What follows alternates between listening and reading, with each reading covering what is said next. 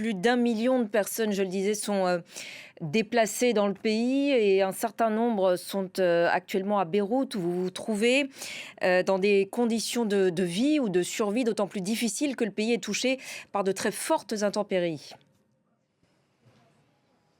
Oui, ces derniers jours, il a énormément plu. Il y a eu de l'orage. On entendait le grondement de l'orage la nuit qu'on avait du mal à distinguer cette nuit d'ailleurs avec celui des bombardements qui ont eu lieu sur la banlieue sud de Beyrouth. Nous sommes allés un peu plus tôt dans la journée sur la corniche de Beyrouth à la rencontre de ces personnes déplacées qui viennent notamment de villes comme Diabaté, de villes comme Tyr ou d'autres villes du sud du pays. Ils nous parlaient de la difficulté qu'ils avaient évidemment à vivre dans ces conditions, la fatigue physique, la fatigue psychologique. Ils disaient qu'aujourd'hui, ils étaient suspendus aux ordres de l'armée israélienne.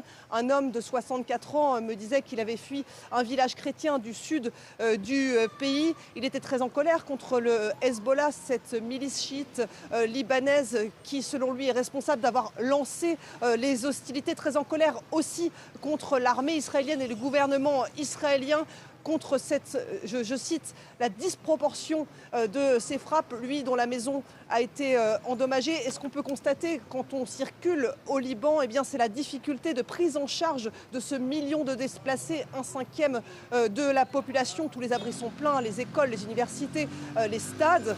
Et donc beaucoup de personnes se retrouvent donc dans la rue. Et c'est aussi cette raison qui pousse certaines personnes, comme vous avez vu dans le reportage, à rester chez eux, voulant tout simplement avoir un abri et surtout, c'est ce mot qui revient surtout, un peu de dignité.